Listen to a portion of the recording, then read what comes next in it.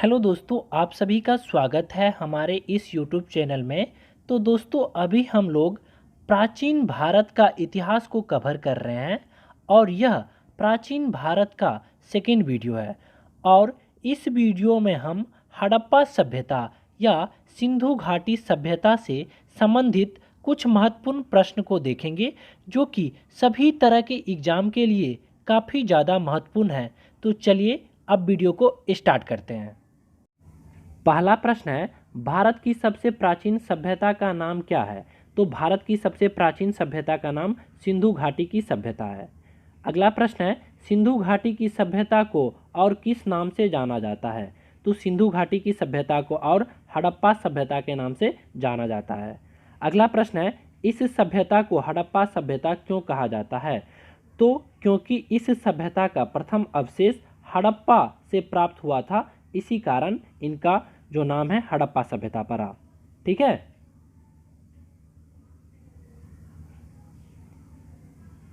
अगला प्रश्न है, इस सभ्यता का फैलाव कहां से कहां तक था? तो उत्तर में जम्मू से लेकर दक्षिण में नर्मदा नदी के मुहाने तक और पश्चिम में बलूचिस्तान के मकरान समुद्र तट से लेकर उत्तर पूर्व में मेरठ तक था इसका फैलाव। अगला प्रश्न है, इस सभ्यता के प्रमुख स्थलों के नाम क्या है? तो सिंधु घाटी सभ्यता के प्रमुख स्थलों के नाम मोहनजोदड़ो, हड़प्पा, लोथल, कलिबंगा, बनमाली और रोपर, ये जो है प्रमुख स्थल है। अगला प्रश्न है, भारत के किन किन राज्यों में हड़प्पा सभ्यता का विस्तार था? तो राजस्थान, गुजरात, पंजाब, हरियाणा, जम्मू कश्मीर एवं पश्चिम उत्तर प्रदेश में इस सभ्यता का जो है भारत में फैलाव था। अब अगला प्रश्न है, सिंधु घाटी सभ्यता का आकार कैसा था? तो इसका आकार लगभग त्रिभुजाकार था। तो सिंधु घाटी सभ्यता का आकार कैसा था? तो लगभग त्रिभुजाकार था, त्रिभुज के आकार का था। और इसका पूरा क्षेत्रफल लगभग 13 लाख वर्ग किलोमीटर था। और इसका पूरा क्षेत्रफल कितना था? लगभग 13 लाख वर्ग किलोमीटर। अगला प्रश्न है, अब तक भारत उपमहाद्वीप में हड़प्पा संस्कृति के कितने स्थलों का पता चला है? तो लगभग 1400। अगला प्रश्न है, सिंधु सभ्यता कब से कब तक विकसित हुई थी? सिंधु सभ्यता जो है वह कब से कब तक विकसित हुई थी? तो 2500 ईसा पूर्व से 1750 ईसा पूर्व तक विकसित हुई थी।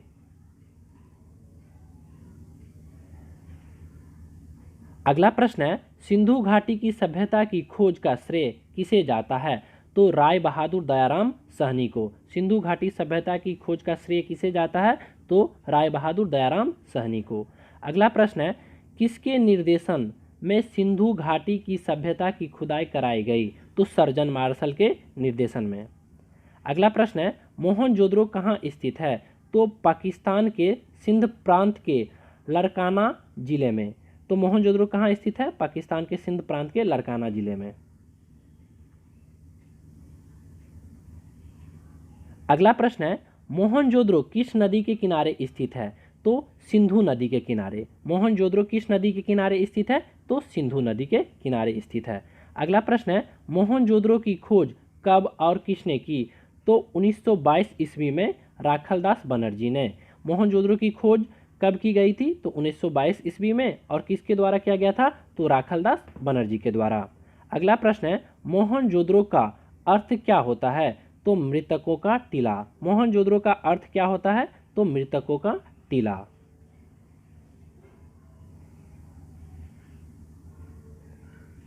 अगला प्रश्न है, मोहनजोदड़ो की सबसे प्रमुख इमारत कौन सी है? तो मोहनजोदड़ो की सबसे प्रमुख इमारत सामूहिक स्नानागार है। मोहनजोदड़ो की सबसे प्रमुख इमारत कौन सा है? तो सामूहिक स्नानागार। अगला प्रश्न है, मोहनजोदड़ो की सबसे बड़ी इमारत कौन सी है? तो अन्नागार, अर्थात अनाज रखने के कोठार। अगला प्रश्न है, सिंधु घाटी के किस नगर में नृत्यरत नारी के तांबे की मूर्ति मिली है? तो मोहनजोदड़ो में। ठीक है, कहाँ पे मिली है? तो मोहनजोदड़ो में। अगला प्रश्न है, मोहनजोदड़ो नगर कितने खंडों में विभाजित था? तो 2 खंडों में, पश्चिमी और पूर्वी। मोहनजोदड़ो के जो नगर है वो 2 खंडों में विभाजित था, पश्चिमी और पूर्वी। पश्चिमी खंड ऊंचे टीले पर बना था जिसे दुर्ग कहा जाता था। जिसे क्या कहा जाता था? तो दुर्ग कहा जाता था। अगला प्रश्न है, मोहनजोदड़ो का क्षेत्रफल कितना है? तो मोहनजोदड़ो का क्षेत्रफल लगभग 1 वर्ग मील है। मोहनजोदड़ो का क्षेत्रफल कितना है? तो लगभग 1 वर्ग मील।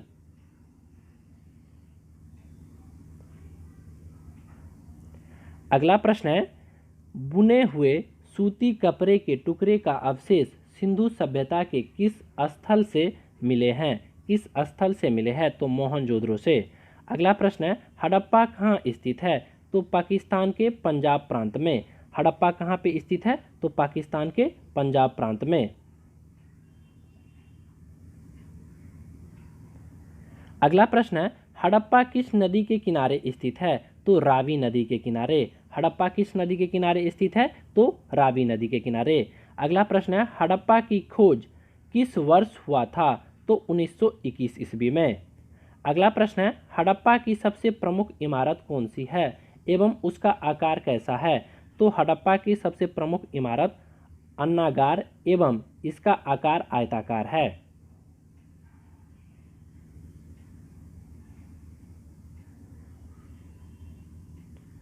अगला प्रश्न है, हड़प्पा के दुर्ग में कितने अन्नागार थे? तो 6 अन्नागार यानी 6 अन्नागार। अन्नागार का मतलब होता है कोठार मिले हैं जो ईंटों से बने चबूतरों पर 2 पंक्तियों में खड़े हैं।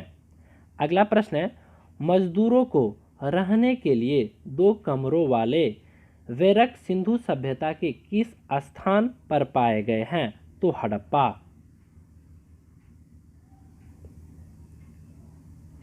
अगला प्रश्न है, हड़प्पा नगर की संरचना कितने वर्ग किलोमीटर के घेरे में फैली हुई है? तो 5 वर्ग किलोमीटर के घेरे में फैली हुई है। अगला प्रश्न है, कलिबंगा कहाँ स्थित है? तो राजस्थान में घग्गर नदी के किनारे। अगला प्रश्न है, काले रंग की मिट्टी की चूड़ियाँ सिंधु सभ्यता के किस स्थल पर मिले हैं? तो कलिबंगा से। शायद इसी कारण इसका नाम कलिबंगा पड़ा। तो कलिबंगा से मिला था और शायद इसी कारण इसका नाम कलिबंगा पड़ा है।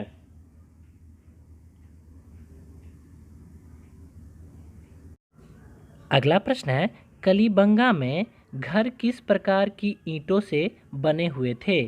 तो कच्ची ईंटों से। अगला प्रश्न है, लोथल कहाँ स्थित है?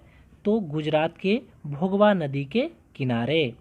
अगला प्रश्न है, सिंधु सभ्यता के किस नगर में बंदरगाह मिला है? तो लोथल में।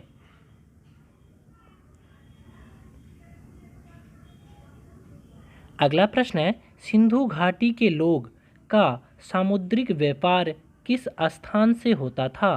तो लोथल के बंदरगाह से। अगला प्रश्न है, बनमाली कहाँ स्थित है? तो हरियाणा के हिसार जिले में। अगला प्रश्न है, बनमाली किस नदी के किनारे स्थित था? तो सरस्वती नदी के किनारे। अगला प्रश्न है, रोपर कहाँ स्थित है? तो पंजाब के चंडीगढ़ के निकट। रोपर कहाँ स्थित है? तो पंजाब के चंडीगढ़ के निकट। अगला प्रश्न है, रंगपुर कहाँ स्थित है? तो गुजरात में। अगला प्रश्न है, आलमगीरपुर कहाँ स्थित है? तो उत्तर प्रदेश के मेरठ जिले में।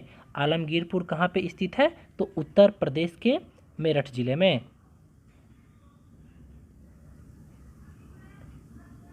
अगला प्रश्न है, सुरकोटदा कहाँ स्थित है? तो गुजरात में।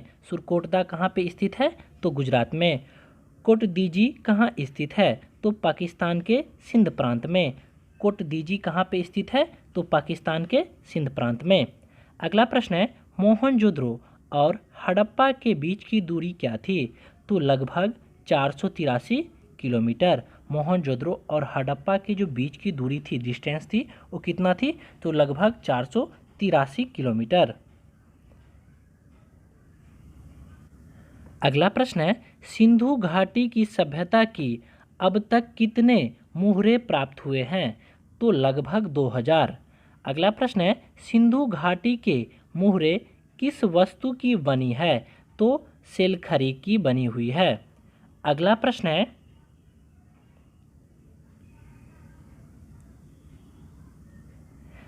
सिंधु घाटी की लिपि कैसी थी?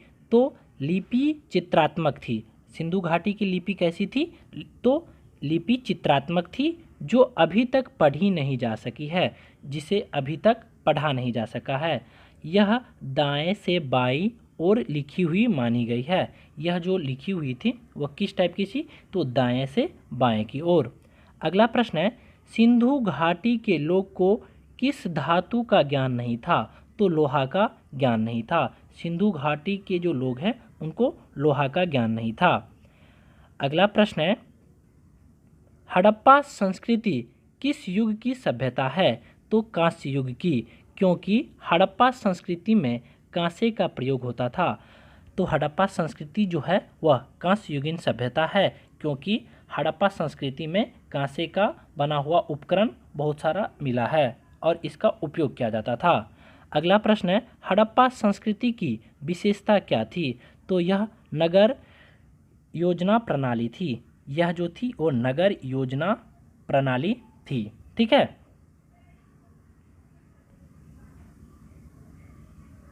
अगला प्रश्न है, सिंधु घाटी की सभ्यता के सभी नगरों में सभी मकान के आकार किस प्रकार के थे?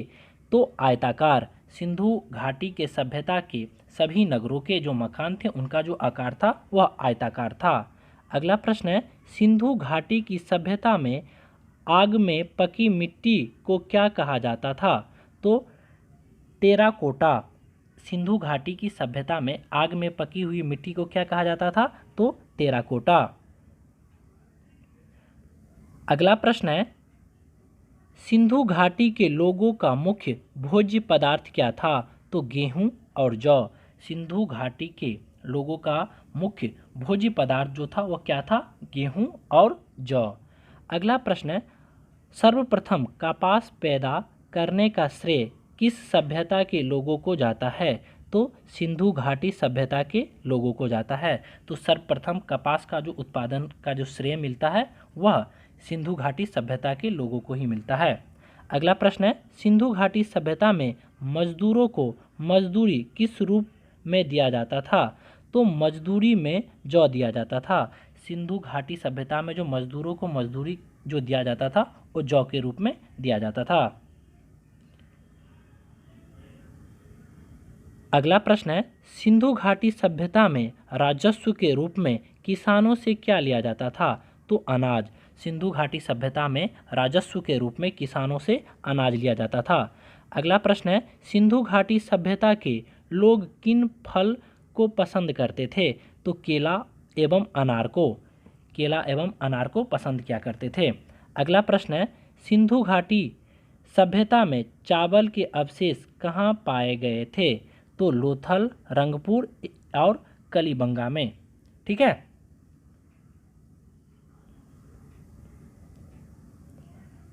अगला प्रश्न है, सिंधु घाटी सभ्यता में किस जानवर का आम प्रचलन नहीं था? तो घोड़ा का। सिंधु घाटी सभ्यता में किस जानवर का आम प्रचलन नहीं था? तो घोड़ा का प्रचलन नहीं था।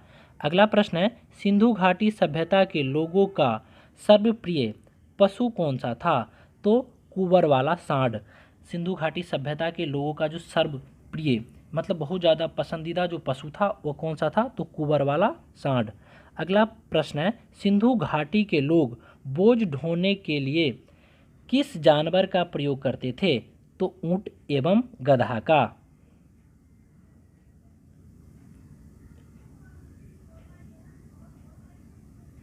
अगला प्रश्न है, सिंधु घाटी में तांबा कहाँ से मंगवाया जाता था?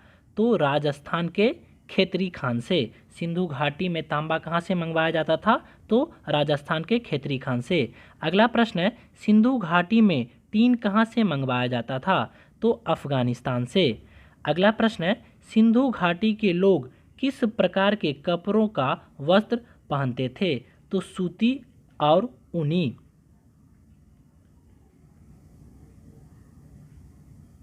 अगला प्रश्न है, सिंधु घाटी सभ्यता के लोग सोना चांदी किस स्थान से मंगवाया करते थे? तो अफगानिस्तान से। अगला प्रश्न है, सिंधु घाटी के लोगों का मुख्य पेशा क्या था? तो व्यापार या शिल्पकारी। ठीक है।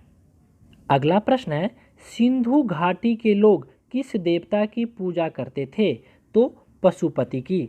सिंधु घाटी के लोग किस देवता की पूजा करते थे? तो पशुपति की। अगला प्रश्न है, सिंधु घाटी के लोग अपने मृतकों का अंतिम संस्कार किस प्रकार किया करते थे?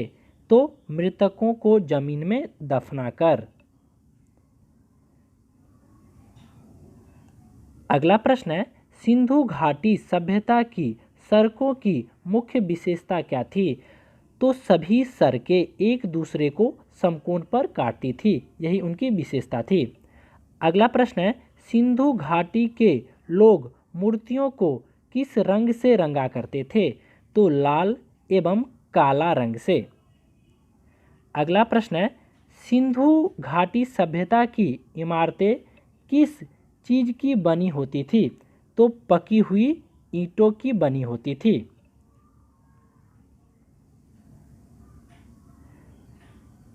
अगला प्रश्न है, सिंधु घाटी के लोगों के मनोरंजन के मुख्य साधन क्या थे? तो शिकार करना, गाना बजाना, नाचना और जुआ खेलना आदि जो है इनके मनोरंजन के मुख्य साधन थे। अगला प्रश्न है, सिंधु घाटी के निर्माता कौन लोग थे? तो द्रविड़ थे। सिंधु घाटी के जो निर्माता थे वह द्रविड़ थे। अगला प्रश्न है, सिंधु घाटी सभ्यता के खिलौने किस चीज़ के बने होते थे? तो पकी हुई मिट्टी का। सिंधु घाटी सभ्यता के जो खिलौने थे वो किस चीज़ के बने होते थे? तो पकी हुई मिट्टी का। अगला प्रश्न है, सिंधु घाटी की सभ्यता के विनाश का क्या कारण था? सिंधु घाटी की सभ्यता के विनाश का क्या कारण था? तो कई कारण हो सकते हैं। इतिहासकारों में यहाँ मतभेद देखने को मिलता है, अलग अलग कारण बताए। कोई कोई बता रहे हैं कि बार बार बाढ़ आने से हुआ, भूकंप आने से। कोई कोई इतिहासकार का मानना है कि भूकंप आने से हुआ। कोई कोई इतिहासकार का जो मानना है आर्यों के आक्रमण से, यानी आर्य। इसके बाद हम वैदिक सभ्यता जो पढ़ेंगे उसमें आपको बताया जाएगा आर्य के बारे में। तो आर्य के आक्रमण से इस सभ्यता का विनाश हुआ, कई कई इतिहासकार को ये मानना है। तो दोस्तों इस वीडियो में इतना ही। अगर आपको ये वीडियो पसंद आए तो वीडियो को लाइक और चैनल को सब्सक्राइब जरूर कर ले।